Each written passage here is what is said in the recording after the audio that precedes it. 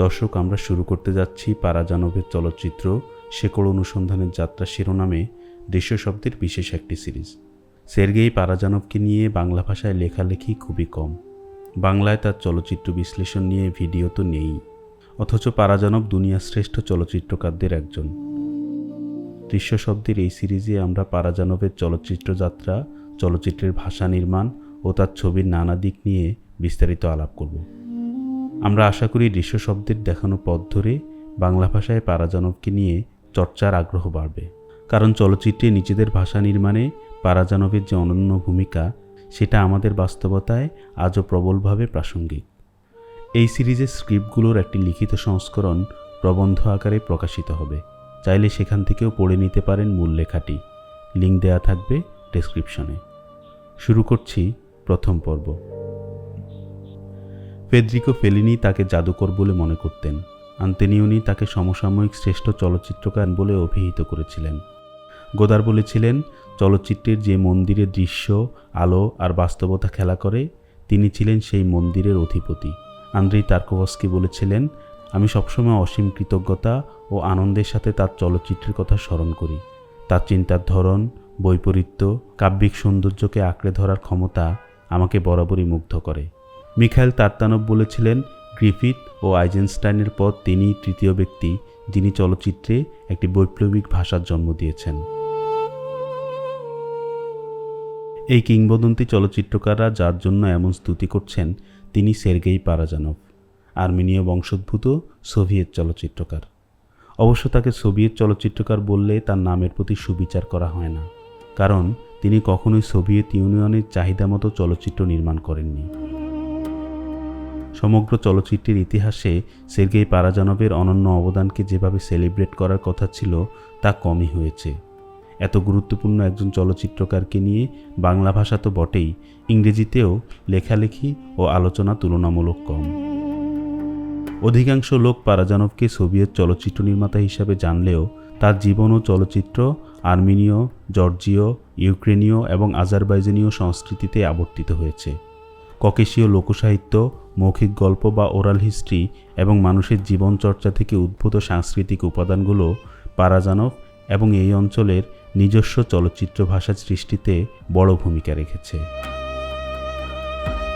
দর্শক, পারাজানভের চলচ্চিত্র জগতে প্রবেশের পূর্বশর্ত হিসেবে ককেশাস অঞ্চলের জাতিগোষ্ঠীগুলোর সংস্কৃতি, ধর্ম এবং এই অঞ্চলের উপর গত শতকের শুরু থেকে সাবেক সোভিয়েত ইউনিয়নের রাজনৈতিক প্রভাব সম্পর্কে কিছু প্রাথমিক আলাপ জরুরি।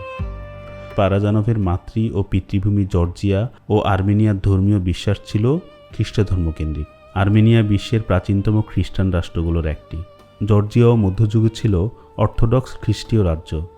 খ্রিস্ট ধর্মের আগে এই অঞ্চলের স্থানীয় মানুষের বিশ্বাস ও আধ্যাত্মিক চর্চার উপায় ছিল প্যাগানিজম। মানুষ সূর্য, চাঁদ, পাহাড়, নদীসহ বিভিন্ন প্রাকৃতিক শক্তিকে দেবতা হিসেবে পুজো করত এবং বহু দেবতার ধারণা প্রচলিত ছিল। আরমাজদ ও আনাহিতের মতো গুরুত্বপূর্ণ দেবতারা পূজিত হতেন আর্মেনিয়ায়। পাশাপাশি এখানে জরাসুস্ট্রবাদও প্রচলিত ছিল।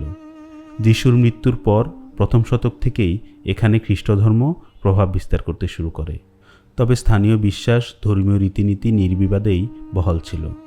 পরবর্তীতে একটা দীর্ঘ সময় ধরে এ অঞ্চলে ইসলামের সুফিবাদী ধারার প্রভাব পড়তে শুরু করে। এ দুটি সেমিটিক ধর্মের প্রভাবে এ অঞ্চল বহুধর্মীয় এবং বহু সংস্কৃতির মিলনক্ষেত্রে পরিণত হয়। আর রাজনৈতিকভাবে ককেশীয় অঞ্চল ছিল পারস্য, অটোমান, বাইজান্টাইন ও স্লাভিকদের ক্ষমতা চর্চার সংযোগস্থল। সোভিয়েত পূর্ব সময়ে এখানে জমি ও কৃষকদের উপরও কর্তৃত্ব ছিল স্থানীয় রাজা ও মেলিকদের হাতে। 18 শতকের শেষ দিক থেকে ধীরে ধীরে এই অঞ্চলগুলো অটোমান পারস্য প্রভাব থেকে বেরিয়ে রুশ জার সাম্রাজ্যের অধীনে আসতে থাকে। 1917 সালের অক্টোবর বিপ্লবের পর রাশিয়া সমাজতন্ত্রে প্রবেশ করে। নাম হয় সোভিয়েত ইউনিয়ন এর মধ্যে 1922 সালে জর্জিয়া ও আর্মেনিয়া দখল করে তারা। সোভিয়েত ইউনিয়নের কেন্দ্রীয় নেতৃত্ব এই ধারণা পোষণ করতে যে অক্টোবর বিপ্লবের ফলে রাশিয়া ও সাবেক জারের অধীনস্থ রাজ্যগুলো একটি নতুন অখণ্ড ও ঐতিহাসিক অঞ্চলে রূপান্তরিত হয়েছে। ফলে ইউনিয়নের অখণ্ডতার স্বার্থেই ছোট ছোট বৈচিত্র্য ও প্রকরণকে একপাশে সরিয়ে রাখতে হবে। তাই ককেশাস, মধ্য এশিয়া, সাইবেরিয়া কিংবা বাল্টিক অঞ্চলের নিজস্ব ইতিহাস, ধর্ম, জীবনযাপন ও সাংস্কৃতিক অনন্যতাকে গুরুত্ব দেওয়ার বদলে প্রান্তিক করে ফেলতে শুরু করে সোভিয়েত রাষ্ট্র। চলচ্চিত্র, সাহিত্য, চিত্রকলা সবকিছুতেই সমাজতান্ত্রিক চিন্তাভাবনা প্রকাশের বাধ্যবাধকতা আরোপ করা হয়। শ্রেণী ব্যবস্থা বিলোপ এবং সব মানুষকে এক রৈখিক বাস্তবতায় দেখার এই ধারণা মোটা দাগে কল্যাণকর মনে হলেও এর ফলে সোভিয়েত ইউনিয়নের বিশাল ভূখণ্ডে লালিত অজস্র ভাষা, রিচুয়াল, ধর্ম ও সাংস্কৃতিক বৈচিত্র্য রাষ্ট্রীয় ডিনায়ালের মধ্যে পড়ে যায়।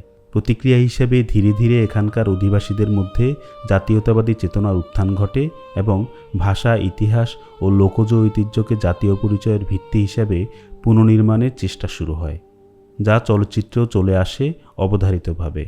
সোভিয়েত চলচ্চিত্রে সমাজতান্ত্রিক বাস্তববাদের চিত্রণ ছিল বাধ্যতামূলক। সরাসরি রাষ্ট্রীয় তত্ত্বাবধানে নির্মিত চলচ্চিত্রগুলোতে সার্বজনীন সোভিয়েত মানুষ ছিল মোটা দাগে মূল থিম। স্বয়ং ভ্লাদিমির লেনিন পৃষ্ঠপোষকতা করেন এ ধরনের চলচ্চিত্র নির্মাণে। সকল শিল্পের মধ্যে চলচ্চিত্রই আমাদের কাছে সবচেয়ে গুরুত্বপূর্ণ। লেনিনের এই বক্তব্যে পরিষ্কার হয় তার উদ্দেশ্য ছিল প্রোপাগান্ডা চলচ্চিত্রের মাধ্যমে সমাজতন্ত্রকে উচ্চকিত করা।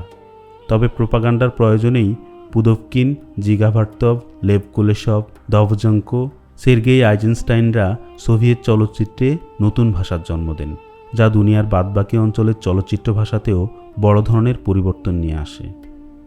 তবে প্রদীপের নিচে যেমন অন্ধকার থাকে, তেমনি সোভিয়েত চলচ্চিত্রের বিশ্বজোড়া খ্যাতির নিচে চাপা পড়ে যায় সেখানকার অনেক চলচ্চিত্রকারের লড়াই আর নিপীড়নের কাহিনী।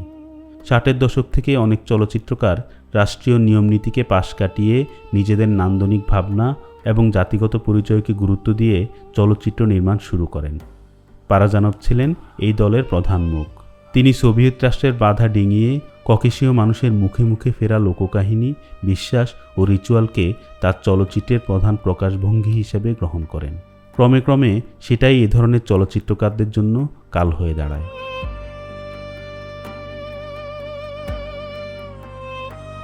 দর্শক, এখানেই শেষ করছি পারাজানভ সিরিজের প্রথম পর্ব। কেমন লাগলো তা জানাবেন কমেন্টে।